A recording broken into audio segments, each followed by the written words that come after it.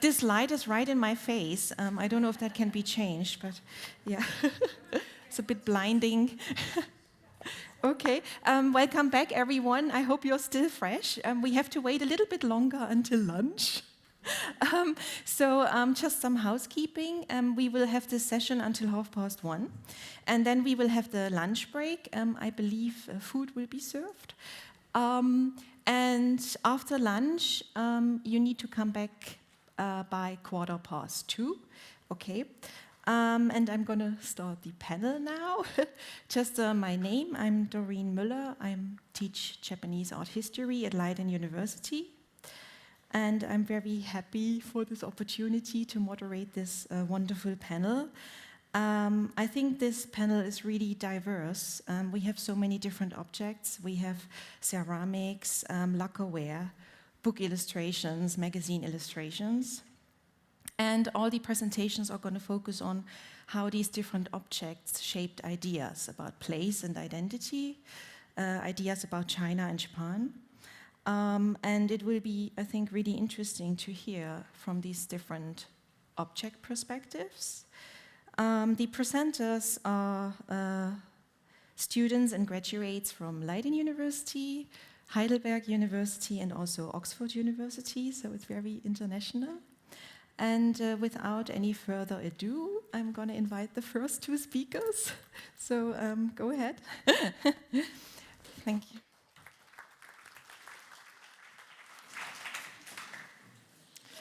Thank you, Doreen, for the introduction. We are Erika Riccobon Qinxin He from Leiden University. Today, we will discuss some fundings from a research project we've been working on with Jan van Kampen and Lin Fan, who we are very grateful to. The project is on Chinese transitional wares from Jan Theodor Royer's collection and currently part of the Rijksmuseum. The title is A Rebus to Saw, A Story to Imagine. So I hope this works. So, Chinese transitional wares. Let's start by giving you some context. The term refers to porcelain made in China between the Ming to Qing transition the second half of the 17th century. And we will look in particular at pieces from the Shunju period, so from the 1630s to the 1660s. Royer was a Dutch lawyer. He lived in 18th century Netherlands.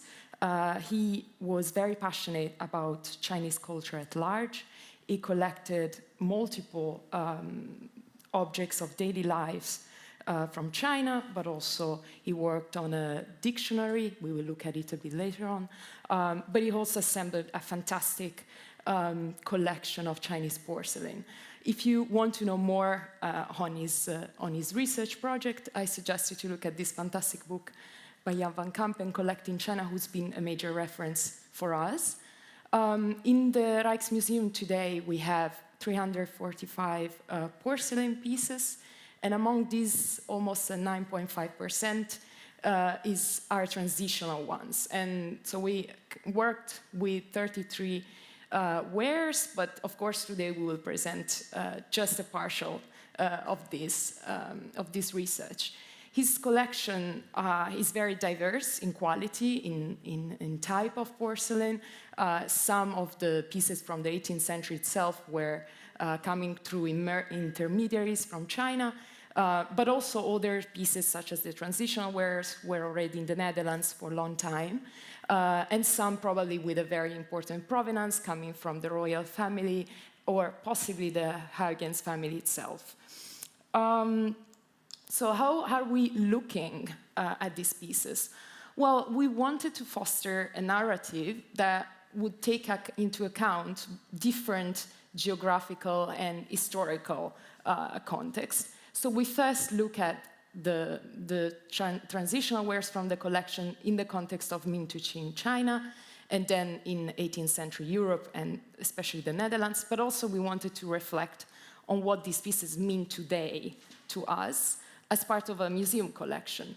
And the sort of overarching theme we've been working with is this idea of, from Roland Barthes, how images can function as forms of text.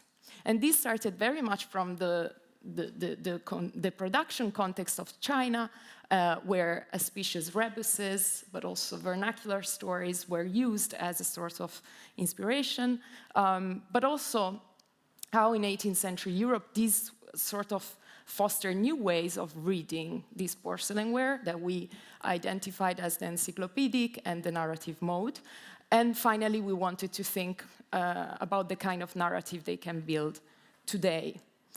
I will now leave the floor to my colleague, Qinxin, please. Okay. Yeah, thank you, Erika, for introduction. So in my part, I will introduce several specific motifs on the porcelains in Royal's collection and to compare them with other art forms during this transitional period. Many of Royal's transitional wares feature rebuses that conveyed hidden meanings and auspicious by homophone. A homophone is a word that sounds similar to another word but has a different meaning. In Chinese, homophones are commonly used in many forms of word riddle, including here the rebus, and I will give 3 examples. The first rebus is the offering of jue. Here we can see the man from left is serving a special cup to the nobleman on the right, who seems to be very grand. And this cup is called jue in Chinese. From the material perspective, jue is a wine vessel, which is usually used in the sacrifice ceremony. But from the linguistic perspective, this word jue also has another meaning in Chinese, which refers to the rank of nobility. Here, from the classic of rites, we can see the ritual ceremony in ancient China. People from different classes also hold different sizes of vessels. But only the people from the highest rank are allowed to use a vessel jue because that is the smallest in size. So in this way, offering jue is also endowed with another auspicious meaning, which is a blessing for people to get a higher rank in their job career. The second rebus is about pointing the sun to an official. The picture of this rebus usually contains a child who is pointing to the sun. And next to the child, there is a man who apparently dressed as an official because he wears the official robe and the hat from which we can distinguish his rank by the different patterns, colors, and shapes. In some cases, this man is also holding a jade tablet, which is specifically used when they go to court to meet the emperor. So here, the gesture of pointing to the sun means to bless the official to soon get promoted in the court, just like the sun is also to rise up. Yeah. Okay, the next rebus is about the offering of 3 halberds in a vase. In Chinese, this kind of military weapon is called ji, which has a very long stick with a square handle on the top. But ji also has a similar pronunciation as the word ji, meaning the official ranks. In addition, the vase in Chinese is called ping, which is also the same pronunciation as a smooth ping. Similarly, to rise in Chinese is called shen, which also means to be promoted. So in this way, by using the homophone, the 3 halberds to rise in a vase, ping shen san ji, is translated as ping shen san ji, which means 3 levels of official ranks to be promoted very smoothly. This Pingshen Sanji rebus is also very popular not only on porcelain but also in other art forms in contemporary China, such as in the Chinese garden. Here you can find the window of the garden is also shaped as a vase. Inside it there are 3 halberds and some coins, which may indicate to our more mundane through the job promotion. Okay, besides the rebuses by homophone, there are also other allusions in Royer's transitional wares. And one of the most exquisite ware is the 100 boys at play. At one hand, this is a blessing of giving birth to more children, especially boys, which can expand your family clan. On the other hand, we can also see these boys are playing the 4 activities that are deeply favored by the educated Chinese literature and scholars. That is to play the 7-string instrument, to play the chess, the Go, to do calligraphy, and to draw a painting. So this is also a blessing for those boys to have a very smooth official career. It is also noteworthy that this 100-boy motif was widely circulated in different mediums. So apart from the porcelain, it also appears on the Ming Dynasty's ink cake, the Qing Dynasty's silk tapestry, as well as a hand scroll painting. This iconographic circulation in different mediums is also manifested in the story of the King Wen meets the sage Jiang Taigong. Here, the most representative icon to recognize the sage Taigong is his fishing hook without the bait, because he believes that the fish here indicates the wise monarch will come to here voluntarily from their free will. But what's new here is that during the Ming-Qing dynasty, this motif did not only belong to the literati class, but was also adapted to the oral literature tradition by the storytellers telling the story to the citizens on the street. So besides literati painting from the Ming Dynasty's Daijing, this motif also appeared in the pop literature as a book illustrations, especially in the famous vernacular novel called The Investiture of the God, Feng Shen Yan Yi. From the woodblock print of this fiction, both Taigong and King Wen are categorized as gods and to God worshipped. So we can assume that it would attract more ordinary people to buy this book and to go to know these illustrations in Ming-Qing China. There are also some other allusions in Royer's porcelain, such as a very famous 18 motto celebrates the longevity of the elderly. But due to the time limit today, I will not elaborate these motifs more. So here that is my part about the rebus to solve. Thank you, and now I'll invite Erika again to introduce her part of a story to imagine. Thank you. Thank you. Okay, so at this point of the story, we were wondering how could these rebuses and these references be understood by a Dutch collector in the context of 18th century Netherlands. And we were sure that the rebuses would be undecipherable and the stories unknown. And therefore, we started to think which kind of narratives they could build or which kind of modes of reading they could allow. And we identified 2 modalities. The first one is very much attached to the proliferation of pictorial details that are present on the wares themselves. And this sort of well fitted with the encyclopedic mode of reading that Royer himself gave to his overall Chinese art collection, in integration, we believe, with this dictionary project. And it was quite fantastic when we realized that among the characters that he wrote down and recorded and translated in his own dictionary, the nomenclator, we found some of the words that were referring to the rebuses that Qinxin just discussed. So we identified on number 126 the jouet, the wine cup that you see here represented in the picture on the left. But we also found the halberds There you have a number 150 and in the right image. And finally, we found also that he was aware of the characters for vase and for smooth. And this was intriguing for us.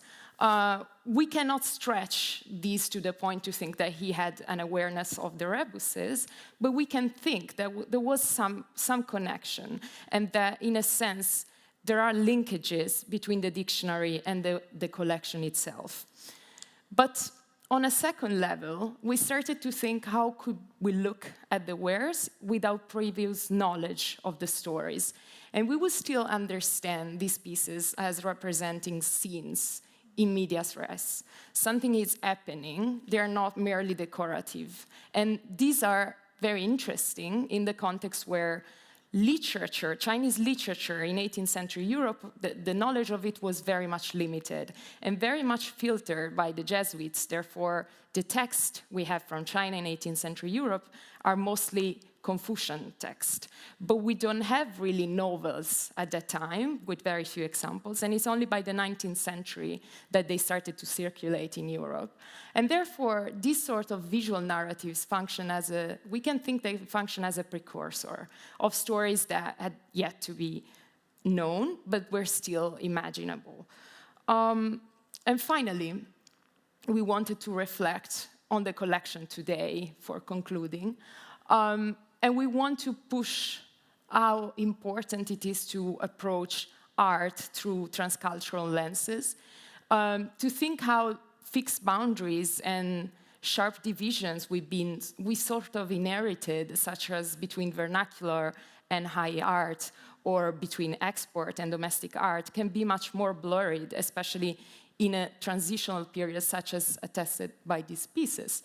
And we've seen that stories were circulating between different cultural words in transitional China, but also we've seen how shapes, for instance, were sort of pointing to a high degree of variety. So we have here in the porcelain collection of Royer pieces in the shapes that were highly domestic marketed. So we have the Gu vessel, the circular box mimicking lacquer, where we have the Rollwagen.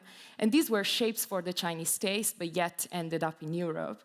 But we also have the beer vessel that was a very European shape, but still sort of depicting the scenes that would appeal to the literati group. So we want to thank you here, and we hope you really enjoyed our presentation. Thank you very much.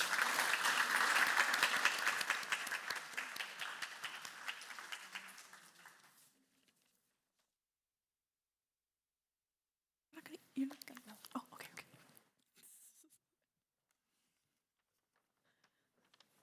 okay. Hi, everybody. I'm the sixth walnut speaker because there were two of them, so I'm the seventh speaker for today. You might have seen this object already in Joanna's talk. It was here in the corner. This object is part of the Rijksmuseum collection, but it's not on display. So as for the size, it's about this big. So it's a wooden 17th century lacquer cabinet, and the details are made out of wood, mother-of-pearl inlay, lacquer, gilding, and iron. But this is going to be a very short talk, so I only will talk about a few aspects of this object. And there are also even smaller and way larger varieties of this object, all in all kinds of museum collections. And what is very important is that these were produced in Japan, but not for the Japanese market, but instead for mainly the Dutch and Portuguese market, as Joanna also talked about. It's Nanban lacquerware. And the aim of this short talk is that we're gonna look at how we can experience this object besides its simple functional definition of a cabinet, which is usually a box where you store other items in. So I'm just gonna look mainly at lacquer production, mother-of-pearl inlay, the intricate karakusa leaf pattern, and then what else is, what's it called, like a functional experience that is not storing items in a box. Starting with Japan. Nice question marks instead of, well, anyway. So in Japan, the assembly took place of all these different sources, which also was very labor intensive. So you have the sap farmer gathering lacquer from specific trees that only grow in Japan and China. Then we have a woodworker who would create the desired shape of the object, and the lacquer who applies different types of layer of processed sap into as lacquer on the object.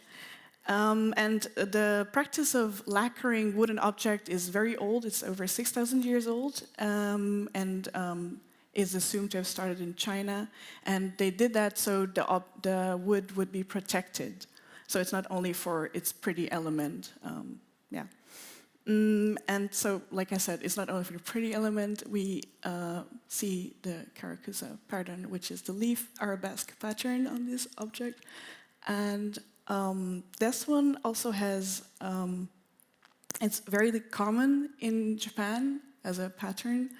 And it's also even found on objects found in Egypt. So this is not a typical Japanese pattern per se, but it's heavily influenced through the maritime and land trades and roads. And the Japanese word karakusa also means Tang China, the Tang period, which is around 600. And kusa means plant, so it's clearly a pattern deriving from natural elements. So it kind of came from the West to Asia through, like, what's it called, the Byzantine Christian cultures and the Gandhara Buddhist cultures. So this is a very Buddhist influence interpretation of how previous objects had this similar arabesque pattern, and then there was a Japanese version of this pattern was born. Lastly, the mother of pearl inlay, which is also a very difficult process. I would like to show you what it looks like, but there's no time. It's important to note that what's called these mother of pearl shells were mainly gathered by local divers along the Indian coast. So it was an import product for Japan. And this also involves a very highly skilled craftsman who cuts all these very, very small pieces and places them into the object. And then afterwards, you do the lacquer process again, so it will stay on the object.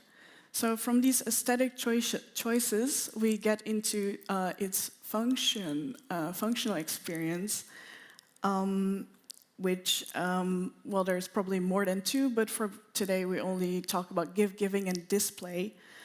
And these non-bond lacquer objects came from Dejima, Japan, to Batavia, the Dutch East Indies, all the way to Amsterdam, because that's where the market was. But the downside of this object, lacquer cabinets, is that they were very expensive to make, as I just explained from the aesthetic experience. It involves a lot of different people and a lot of different resources. They were heavy, so there was not only the size, but also the weight cargo restraints to get them all the way from Dejima to Amsterdam. And also the demand. The demand was not that high that it was, they were not perceived that well in the Netherlands. So I think it was by the end of the 7th century, they completely ceased importing these objects to the Netherlands because they were just not selling well enough. But that also means they were very rare. And that exclusivity made it actually a perfect gift among the elites to give to each other to keep these social and political ties and relationships. And once they were in the hands of a very rich family, this is Huis ten Bos. Of course, my object is way smaller than this one. But as you can see, there's this kind of like Asian-style room to display these type of objects, lacquer cabinets. And so it's also domestic space. So if you had visitors, you would lead them into this room and you would visually communicate your capital and taste, but also power, but power in the sense that you could demonstrate a very a comprehensive understanding of the world that goes beyond Holland. And I mean, in a museum display, kind of a similar manifestation takes place. I would give my concluding thoughts about this cabinet. It's not strange to find these objects in Europe because they were purposely made for Europe, so it makes sense that it's in the Rijksmuseum collection. But the cabinet's materiality and aesthetics transcended cultural and geographical boundaries, as we've seen from its production. And also functionally, lacquer cabinet serves as a commodity for continuing exchange, even within the Dutch context, so not only the context of going from Japan to Amsterdam, but also within the Amsterdam elite sphere. So yeah, in sum, we're experiencing this lacquer cabinet in the Rijksmuseum collection as experiencing a tangible representation of anonymous interconnectedness, movements and cultural exchanges taking place during the 17th and 18th century. And I would like to have you think about your own cabinets at home. And do they also have other functions besides storing objects, or do they really only have that function in your house? Thank you for listening.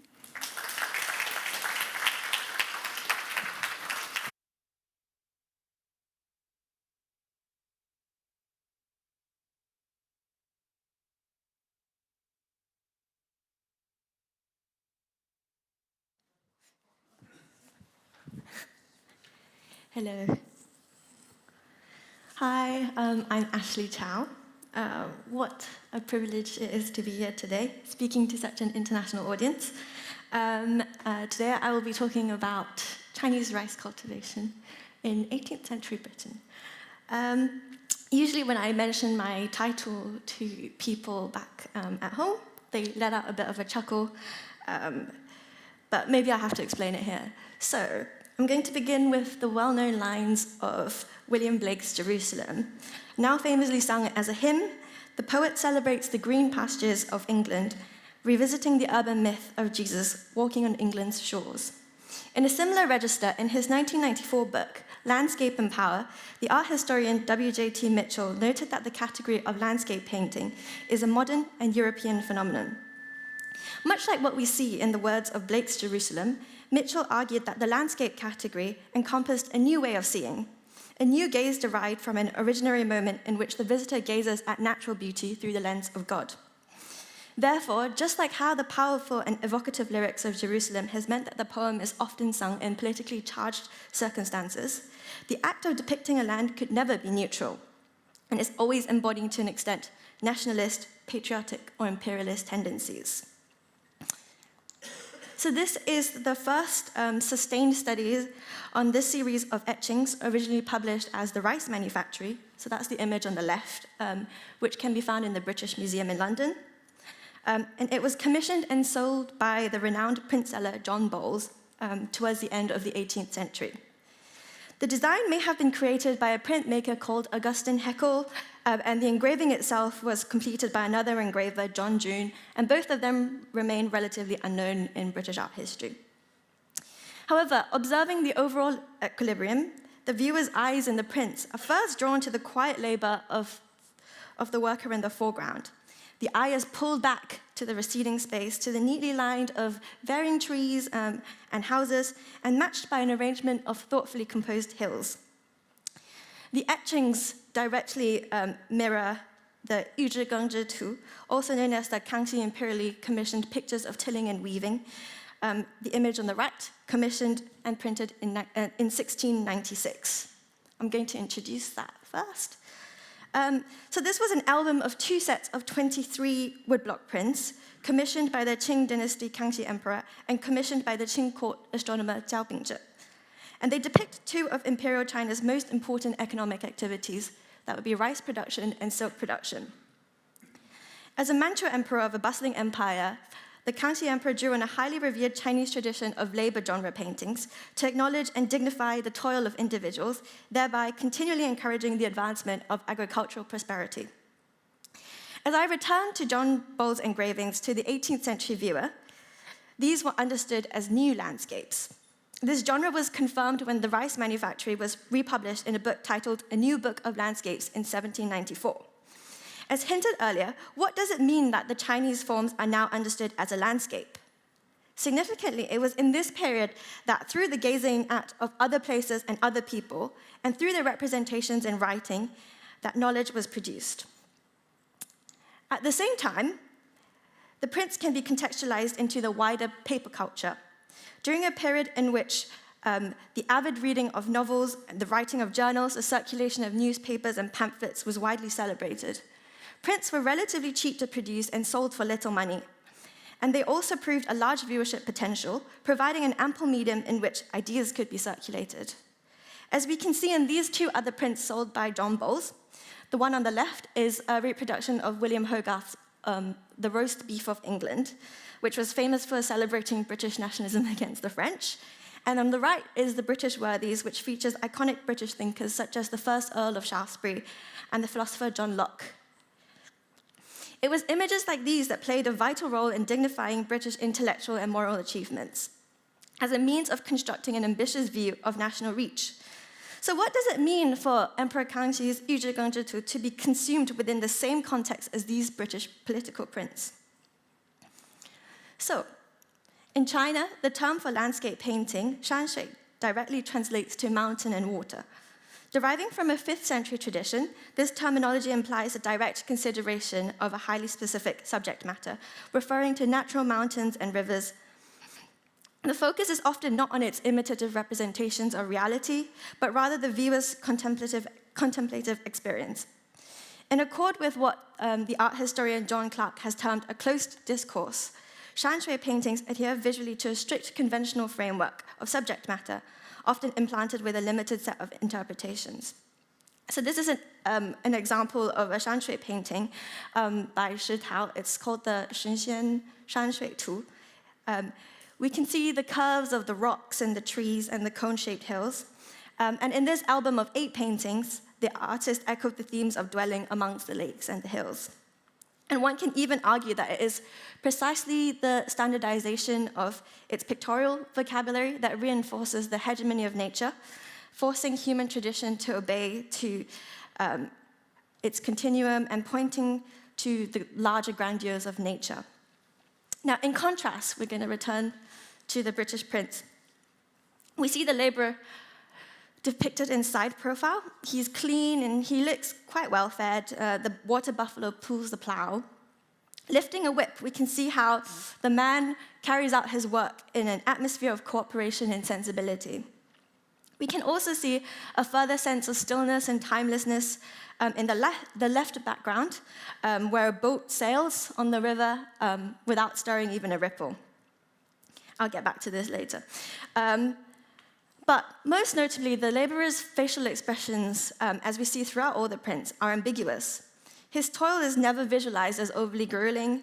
The focus is often on nature and his surroundings, and everything is pictured to be under his control. In his introduction to landscape and Western art, the art historian Malcolm Andrews suggested that throughout European history, landscape art was to be composed of a complex mix of visual facts and imaginative construction. He contended that because landscapes had always assumed a varied and changing audience, there had been no consensus as to what constitutes a good view, or even what constitutes to landscape. As a result, unlike the subject-specific genre of shanshui painting, the very ambiguity of the principles that underpin European landscape lend itself to what John Clark terms an open discourse. Now, when we transfer formal compositions from one discourse to another, John Clark noted that open discourses may give rise to instances of the image functioning independently from its origin. Clarke's theory was actually devised to explain perceptions of derivative or delayed art forms that arose across Asia, resulting from European-centered notions of modernity. But it's also quite significant that he did not discuss the role of colonialism or imperialism that might play in the gaps between such transfers of discourses. Now, these dynamics in the cultural transfer between China and England can also be further discussed by considering what Michel Foucault has termed the regimes of truth. Where he located the mechanisms of discourse as a regime, we can see that the printmaker and the printseller were able to define freely through their well-disseminated pictorial information what was considered to be truth of China. Created by a British printmaker for British audiences, these prints were distributed and they regulated perceptions and knowledge of China. However, as W.J.T. Mitchell, who I began with, he noted that all visions of scenery are mediated by culture. And one way in which in the Kangxi's imperially commissioned Gengzhitu might match with the Western conception of landscape is this pervasive idea of the artifice embedded in the scenes. Functioning as the emperor's visions of an ideal state, we can also see how the Emperor Kangxi repositions his own legacy within the Yuzhi Gengzhitu. So each picture is accompanied by two sets of texts, one at the top and one in the scene itself. The one at the top was actually part of a new suite of poems that the emperor wrote himself, or so they claim. And each poem maintains a compassionate tone. So for example, I've picked out an example from this scene of winnowing, which acknowledges that it must be understood that to eat white congee as it easily slides off a spoon, it requires all kinds of effort from the farmers. Yet we see that with all the slender figures and oval faces, the women and men all look happy. So throughout the pictures, throughout the Yuzhi Gengzhitu, we see the close relationship between the farmers, their labor, and the final product being constantly reinforced. He is implying his watchful yet sympathetic eye through the narrative voice as he expresses his commitment to a prosperous society founded from the economic benefits of rice and silk production. However, as the composition of the prints are transformed from the square format into the landscapes, on a pictorial level, both the Kangxi poem and the prose format descriptions of the process are removed.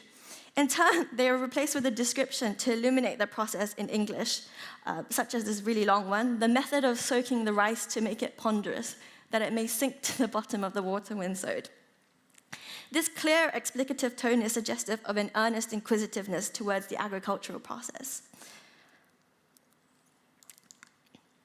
When we return back to the Kangxi Yuzhi Gengzhitu, we can see that they're significant in not only understanding his ideal visions of labor, but also the exemplary ritualistic aspects of gender in Qing society.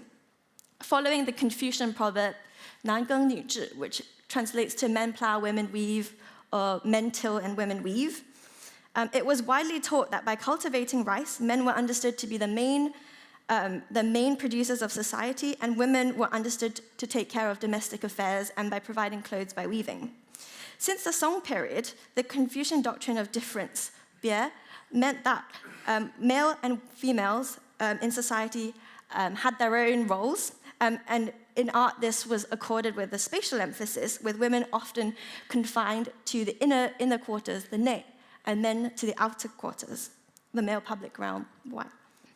Similarly, throughout the pictures of silk production, we see how the architectural structures take a greater prominence throughout the images as they visually underpin the inner spatial nature of women. So when we see them back translated to the British prints, it's quite interesting to see how it's different.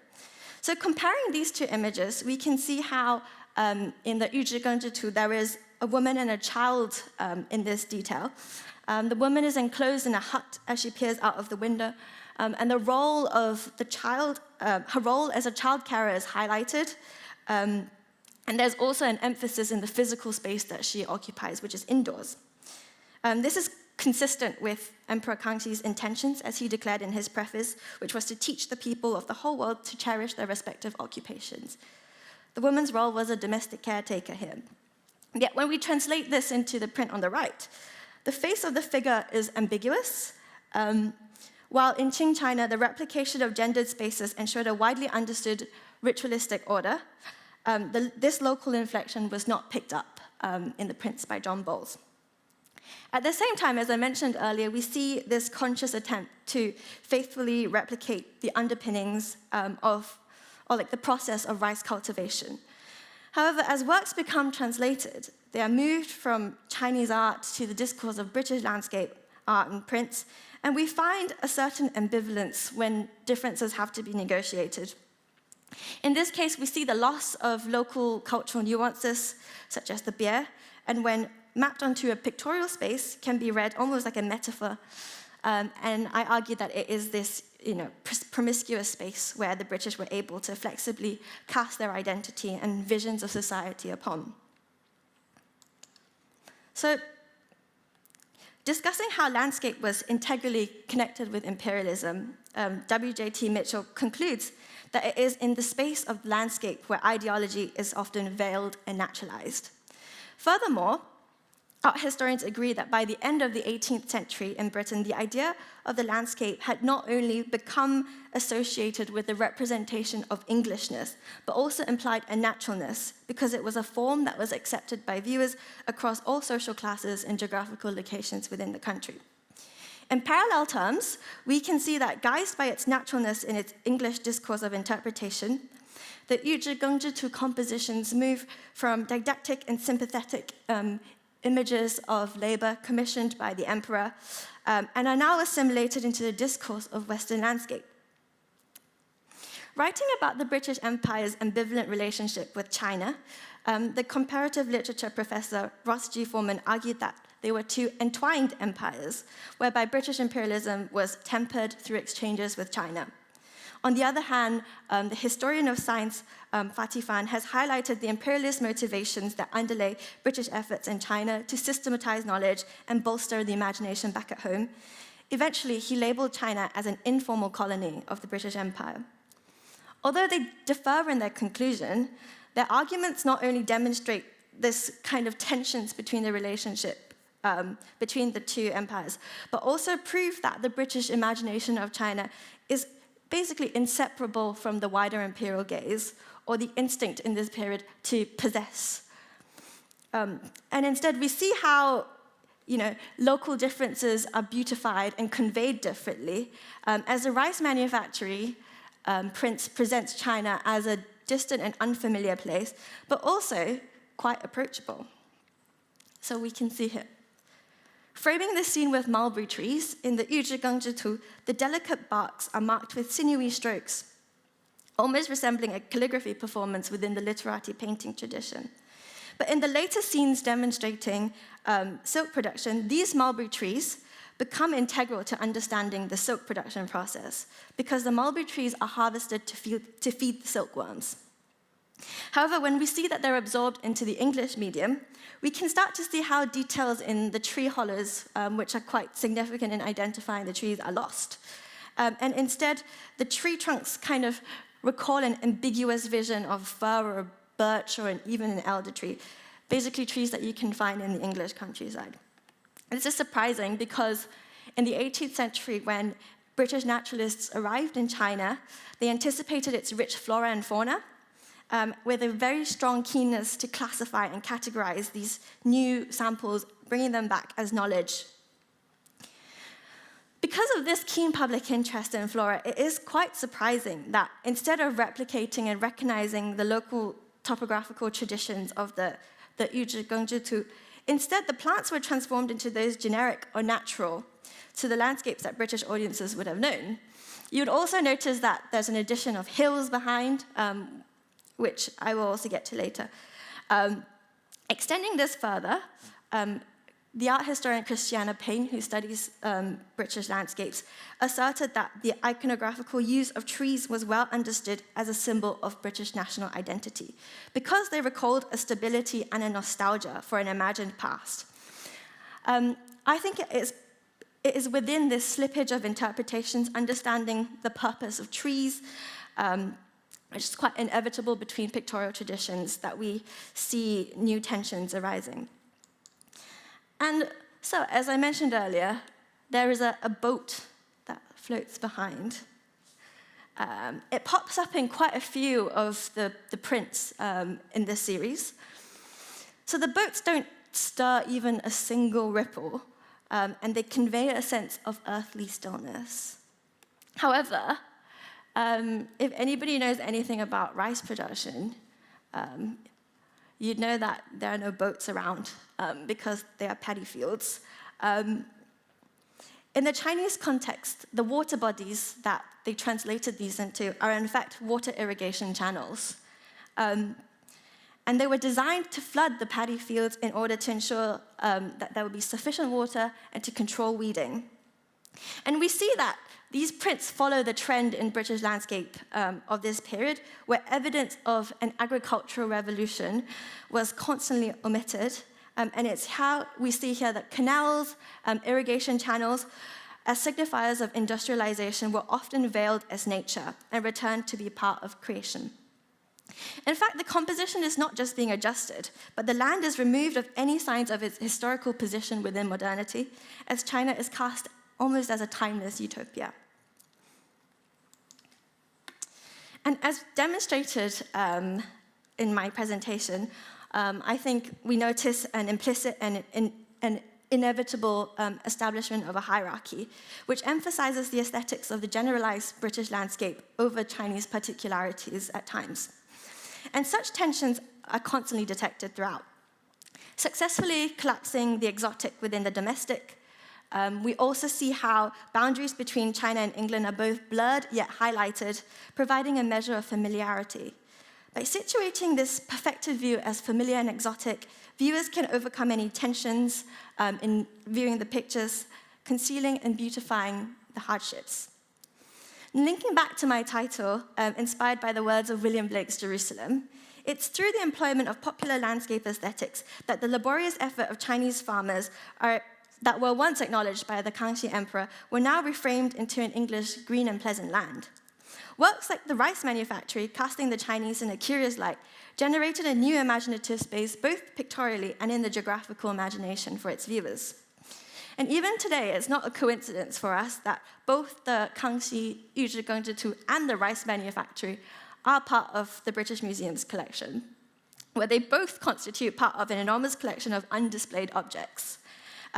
Since national museums like the British Museum act as a site to validate the existence of the British national state, their objects also cannot be untangled from the discussions of national and imperial identity, as I have discussed. Thank you.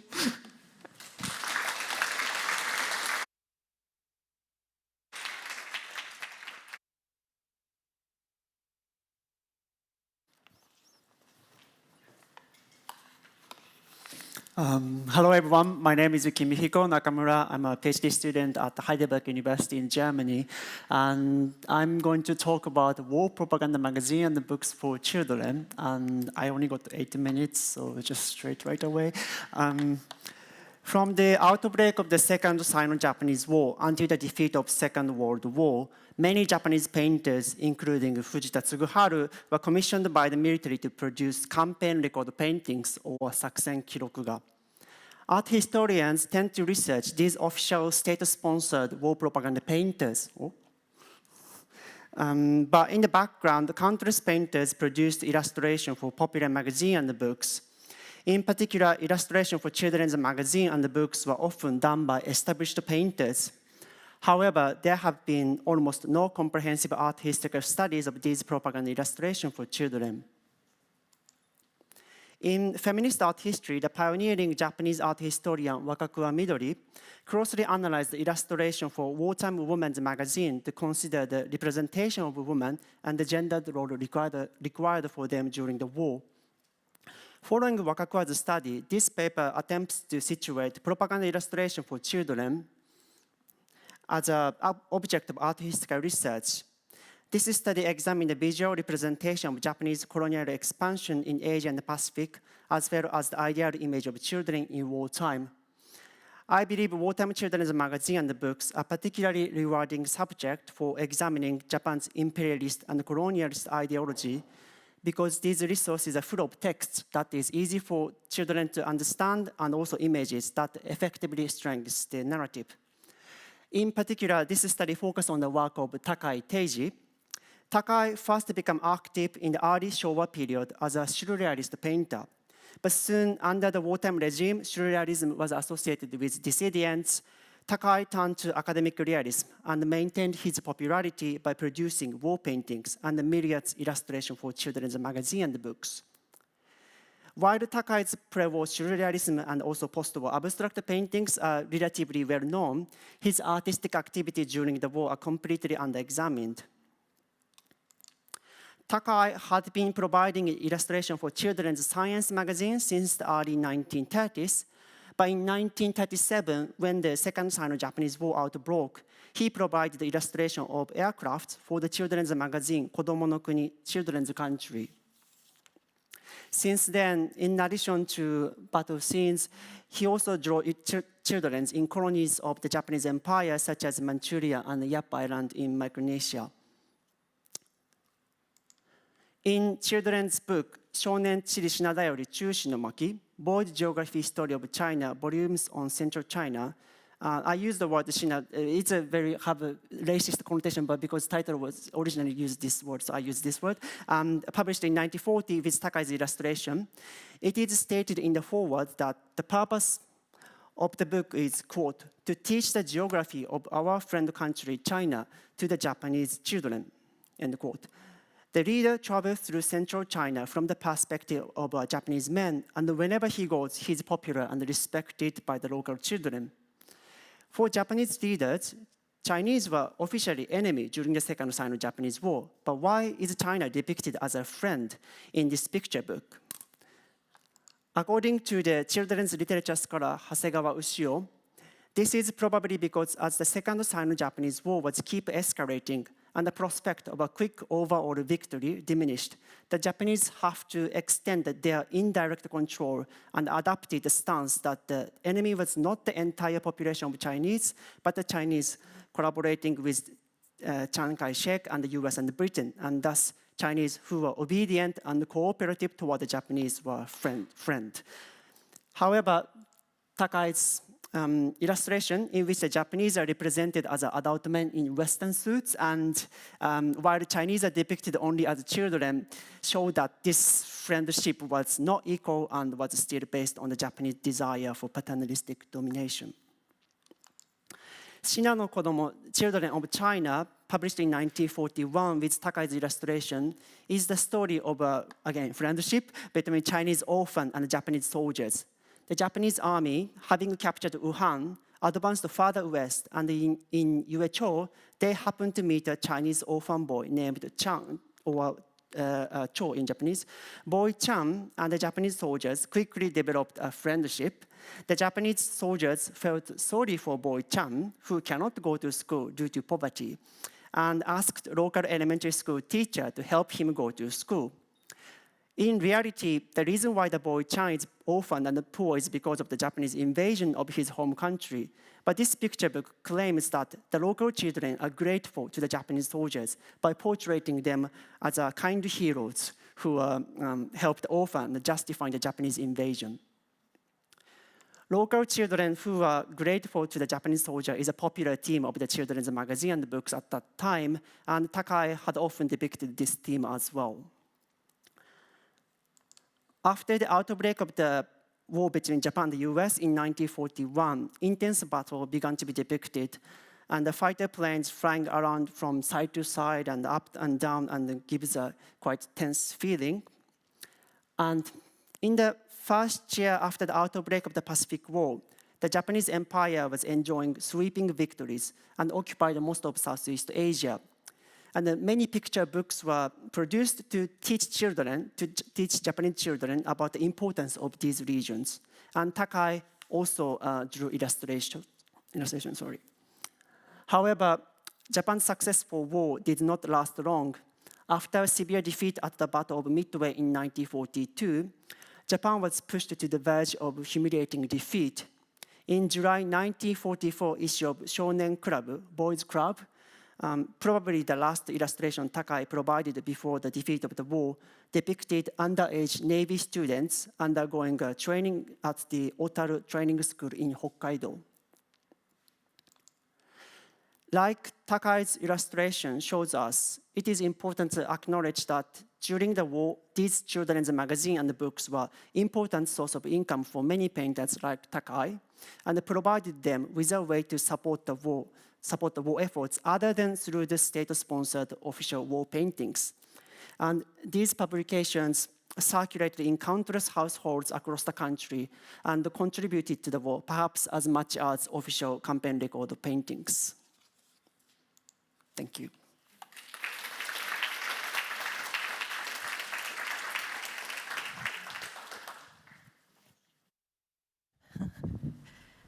So, thanks everyone for fantastic presentations.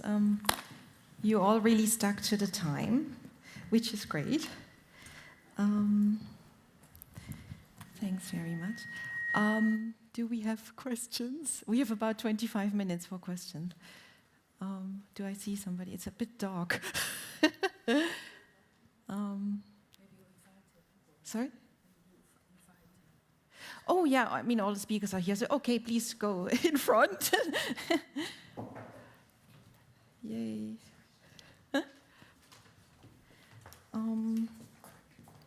Sorry, your pen. Okay. If nobody has a question, shall I start? So I think there were some nice connections between all of your presentations, right? You all have really interesting case studies. And I was thinking, you know, when we do research, especially in art history, we like to focus on objects that we really know about, like you talked about materialities, techniques, meanings. But when you think about how are you going to sell your research, right? You need to think about the larger context. So maybe a question for each of you: how do you think your own research, you know, contributes to, for example, the Chinese landscapes, the English? They didn't just paint Chinese landscapes, right? They did integrated so many other landscapes into their own, and also for Royer, for example, Royer was a lawyer, right? So he wasn't really the aristocratic elite. So did he see himself as a literati? Was he part of this transcultural literati field? Yeah, and also the children's, how do they fit in the wider context, and the non-ban too? So yeah, I don't. It's a really big question, but maybe you want to start, Erika? Yes. Yeah. Thank you. I think that this is exactly the interesting point we've been discussing a lot in thinking how we can understand these wares as part of a specific collection. We know his owner. He was a figure that was not a sinologist. It was an amateur, but at the same time, he was producing quite serious knowledge for his time and for the fact that he was not doing it as his major profession. And I think this was the challenging part, but it's also where it becomes interesting to think how these objects contributed to ideas of China in different ways, and how this was not only like shared as forms of commodities and not only as texts filtered by the Jesuits, for instance. They sort of open up multiple layers of understanding China, but that was still resulting in a quite homogeneous narrative in the 18th century context. So it's kind of interesting to look into it, but still leaves us with many open questions, I feel. I like the encyclopedic mode. Yeah. We have that for the landscapes too, right? Yeah. So yeah. Oh, is this on? Is this on? Ashleigh needs to be on. Hi. Yeah, you talk. That's okay. So one of the things that makes these prints so different is the fact that they're prints. And they were commissioned by John Bowles, who was, if not the most famous print seller in England at that time. And he was known as the print seller of town and country. So his prints weren't just circulating around the city, they were around in the towns as well. And typically his print runs ran from about 500 to 2,000, and the fact that they were republished again suggests that there was a huge interest around it. And so it's quite different because I think it forms part of not just art history, but it's in the culture of knowledge. It's the paper culture. It's about reading, about writing, it's about disseminating knowledge. And at that time, because travel to China was difficult, it wasn't like the grand tour. The British people went to Italy quite regularly. And it was seen as, China was so much more distant. And it is because it's precisely the accessibility that I think these prints have that makes it so different from everything else. And also is the idea of, I didn't get to talk about this, but is the idea of the Georgian landscape at that time, which was really popular, was the fact that in a lot of landscapes you see the emphasis on the productivity of the land. And that's why I think the idea of rice production and silk production is particularly, appeals to them even more because it fits with their idea of how is this land able to serve us as well. So I think it fits into the agenda of the British public in many different ways. It's just quite different from, what you can see in museums. Yeah. Thank you. Yeah, and I decided to look at this material because there are so many this kind of things I came across, but not much research.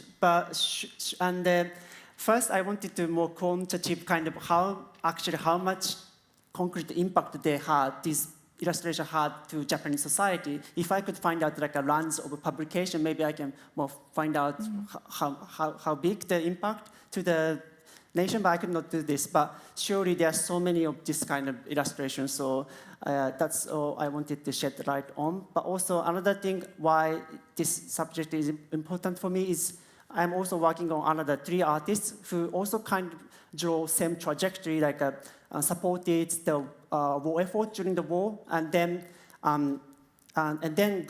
surprisingly got supports from the US and migrated to the US and become abstract painter in the US. And then because I only got 8 minutes, I only talk about his activity during the wartime, but as his entire career and overall tells like how individual painters responded and reacted to the situation during the war, supported the war, but after the war, because during the Cold War and Japan and the US had a larger relationship, and then completely changed his style and then stylistically, ideologically he changed, and yeah, that's also the things I wanted to show, but I could not show this time. 8 minutes. Yeah. Thank you, Cherelle. Well, I thought it was an interesting object because there are quite a lot of them, and I thought, why are there so many of these lacquerware objects? And then I chose specifically a cabinet. Also, what I found very interesting is that how can you display this object? Could we consider it Asian, or is it considered European? Because they were produced in an Asian context, but specifically made for a European market. So even now, if you would like to display this object, where does it fit in? Because in the 17th century, it was specifically made for these Asian rooms. And even in those type of rooms, it was, like we already discussed, is a very a European idea of what Asia kind of looks like. Appropriation, I suppose. Thank you. Yay. Good, we have a question at the back.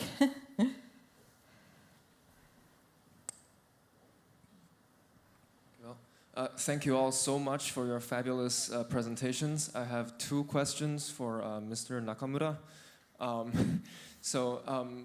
Rick, I know you have only presented a small chunk of your research, but were these children's books or media targeted for children ever disseminated in the Japanese controlled colonies as well, as part of the propaganda maybe? Because in Manchuria, Korea, and Taiwan, and parts of Southeast Asia, there were sufficient number of people who read Japanese. I just wonder if that was part of the strategy in like the kominka or other colonizing processes. A second smaller question is regarding where the information for or the source of stories for those children's books came from.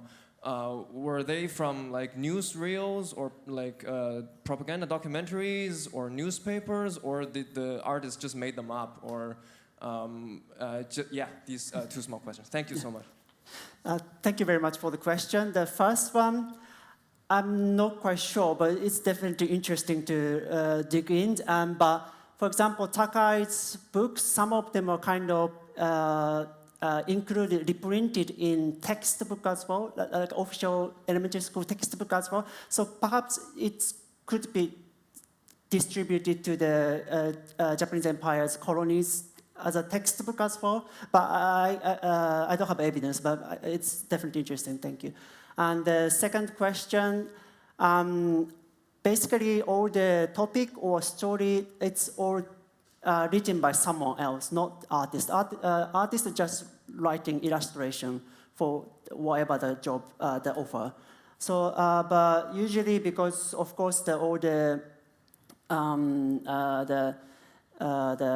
these magazines I showed, it's of course connected with the intelligent information bureau. So basically, these are like official information came from the bureau. Yeah.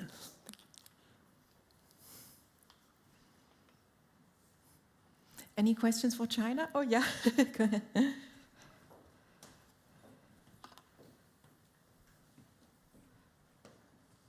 Hi, my question is for Erika and Qinxin. I was wondering if you could sort of describe the transitional porcelains within the context of Royer's collection. So how do they compare to the other porcelains he collected?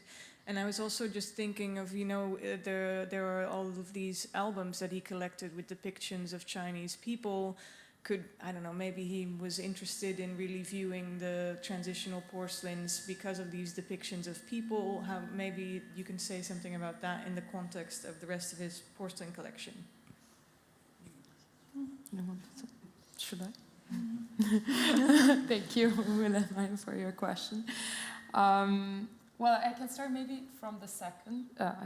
I can start from the second point, to which I'm a bit more familiar.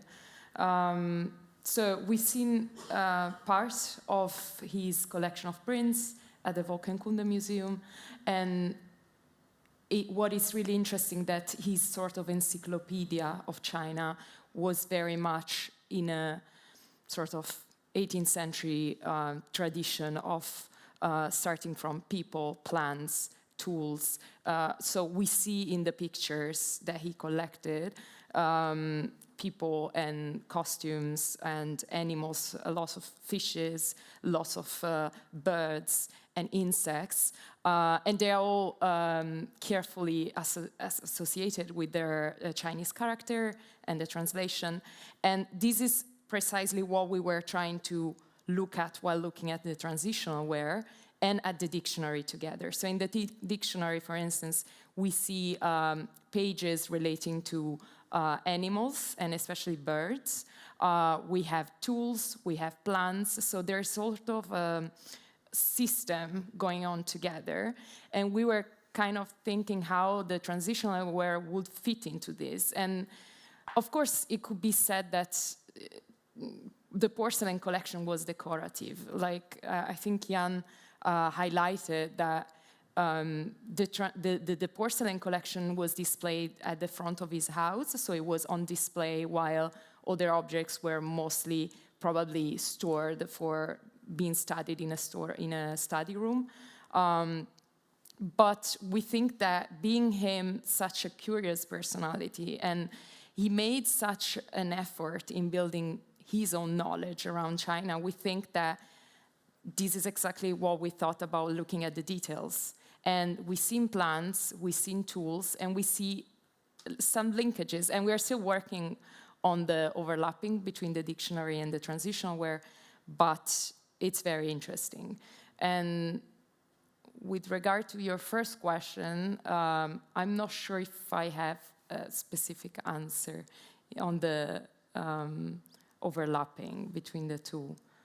It's something we didn't really look into much. Now we are still working on the plaques, but in Royal's collection, and we can see from the plaques there are also some stories from the Ming and Qing Chinese fictions and novels. Some of them we can figure that out, but I think.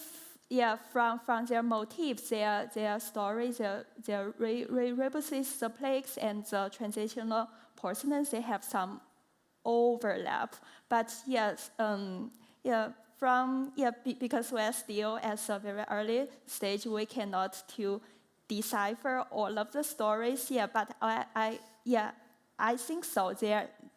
There are some plants and animals and human beings are seen on the different mediums in Royal's collection. I think in the next step, and we will figure more on them. Oh, sorry. Thank you. Yes, also to Erika and Qinxin. In terms of shapes within the collection, could you describe how many of the vessels would be in classical Chinese shapes or more the Western shapes? And is there any evidence or something you could tell about his Roy's preference for certain shapes? Thank you. From the shapes, one we just talk about now, that is a gu vessel. That is a traditional Chinese one. But sometimes when the Chinese wares, they transported to the Europe, and yes, sometimes they also combine their own shapes or designs on top of the original Chinese ones. But now, do you know the proportion of them? I think the majority will be mostly Chinese shapes. For instance, the beer vessel, if I'm correct, is just one. The circular box, it's an outstanding piece and it's quite unique. We've been trying a lot to find a similar piece in other collections, and we quite struggle to find a box of that size because it's approximately this dimension. But I would say that mostly we have Rollwagens, the goose shape, we have some. So I would say, and we have small vases that would be appealing also for the domestic market. So I would say this might indicate this. At the same time, we always have to be aware that this is what we have preserved today, and it might be a fragmentary picture of his actual collection, how it was. So, thank you. Yeah, thank you very much for all of your papers. I really enjoyed them. This is a question for Cherelle, but it could also be answered by maybe Ashleigh or Nakamura-san. My question is about the title we chose. So the panel we called, the first one was Porcelains, and then this one was called Perceptions. But it was actually, partly about perceptions, and that's why I'm asking Cherelle, because you talked also about perceptions of your object.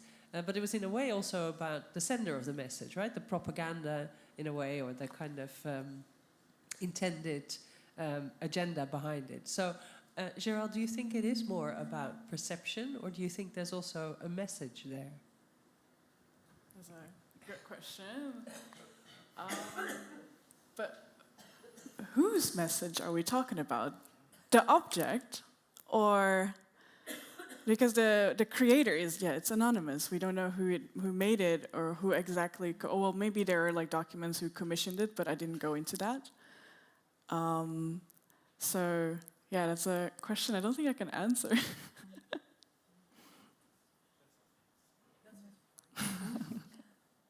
Does anybody else want to try? Sorry, the question is about... Do you think perception suited your paper? Yeah, I think so, because I think what I wanted to talk about was the idea of a cultural translation and how it's within the British context. It is within this gap that we see a sense of hierarchy, and we also see a sense of projection, and that tends to be inevitable every time you translate something. And what's particularly interesting is that the original woodblock prints, the Qing dynasty woodblock prints, are quite politically charged in itself. And it's even more interesting how that politics is sort of lost when translated and sort of given a different one. And I think that's what I find to be the most interesting thing, is how one political message gets transferred into another political message that is possibly understood by the receiver as a different thing too. But in my context, I don't know so much. I can only imagine what people thought of it based on what we know about the rest of visual culture at that time. So yeah, it's all about perception. Yeah, and also because my paper was about the war propaganda. Of course, it's to convey certain message to, and especially now, this in my case, aimed for directed at the kids. So yes, it's a message, but also what I try to say. So basically it's for to teach kids, and then to turn kids' focus to the total war, and it's basically the message, but also it's published in many different kind of books, magazines, and it's not. I only talk about the kids magazine, but also women's magazine, commerce magazine. There are so many types to convey this message, and I think perception is also different. So maybe I can more look at the perception as well. Yeah.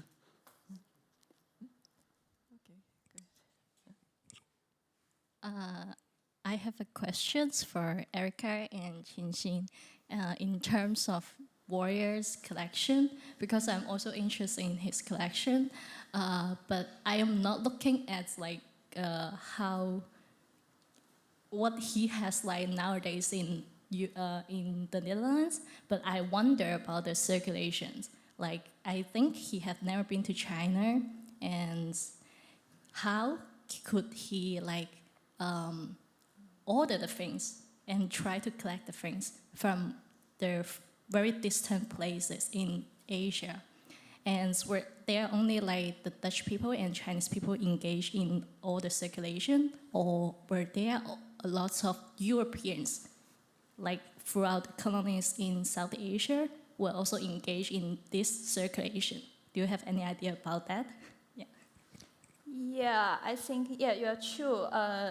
Roya himself has never been to China, and I think the only way he got to know his Chinese, and that is probably because he has two Chinese informant, Cronus Wang, if I make correctly, and he is a Chinese missionary, who come back to Guangdong and to care to have received some poor persons back, and from the beginning, Royer himself he wants to learn Chinese, and we also see he had his own Chinese dictionary,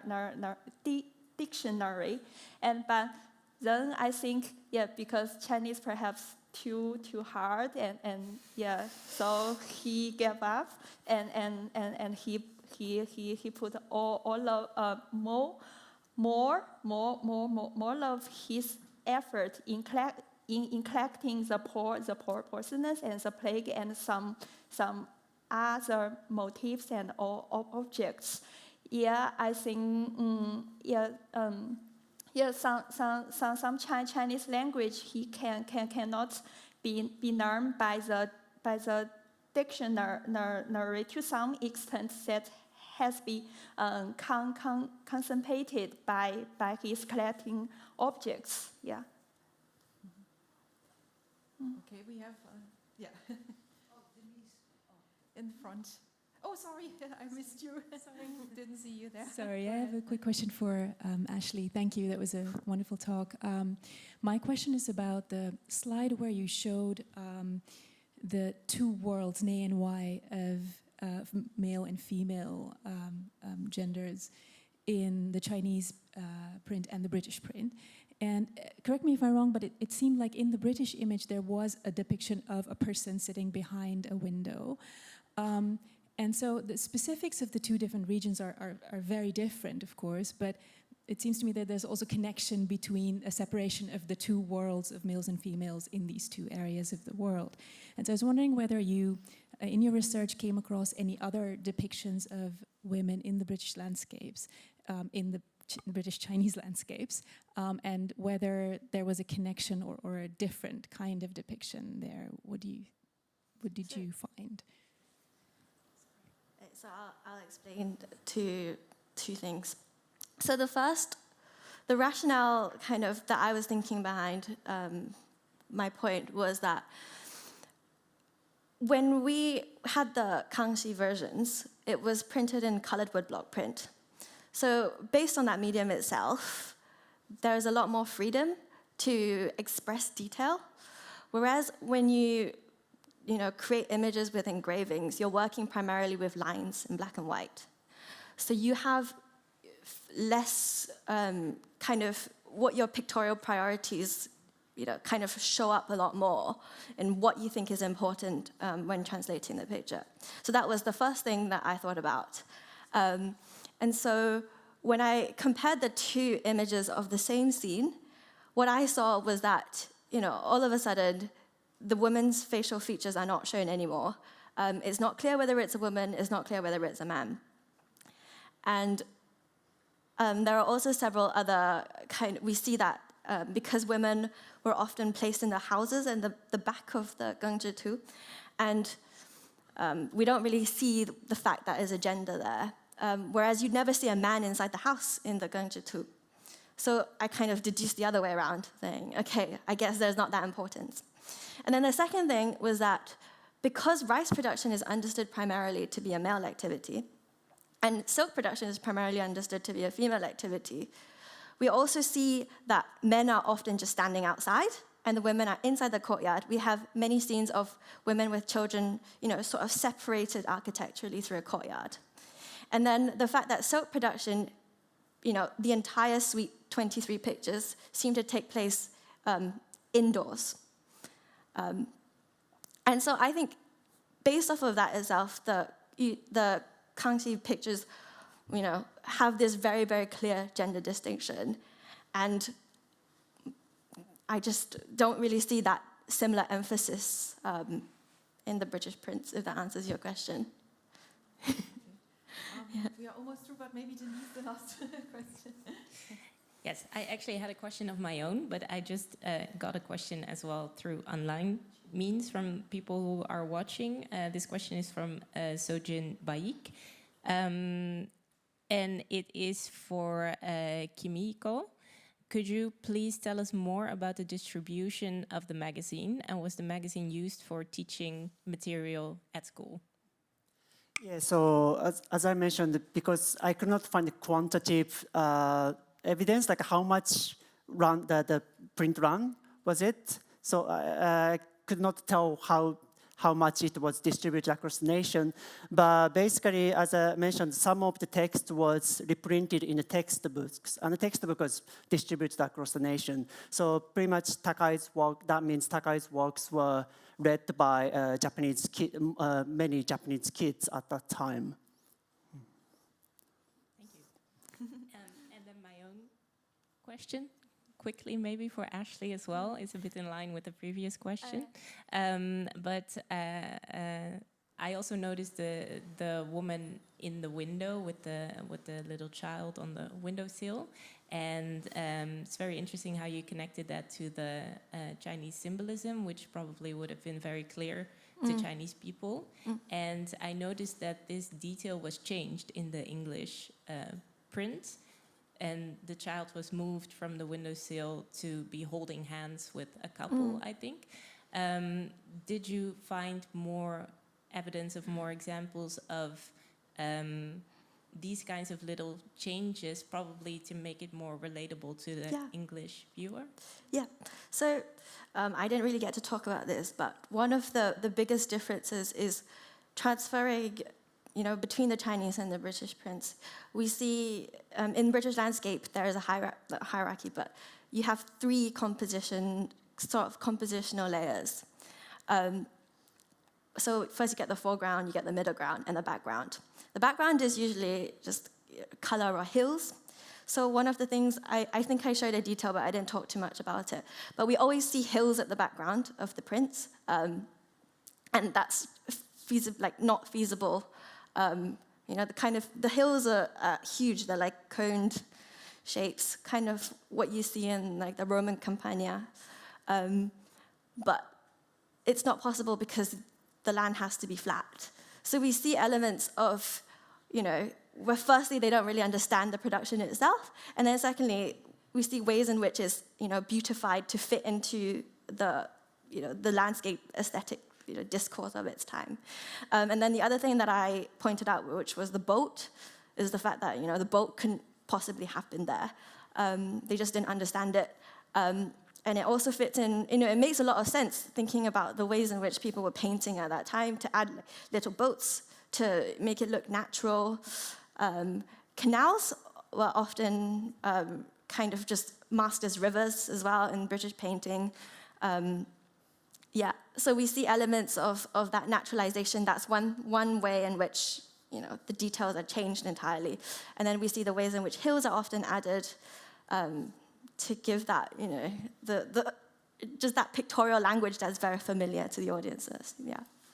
Thank you. So let's clap and thank everyone. Okay. And we start again 2:15, and now it's lunch. Yay. Get something to eat finally.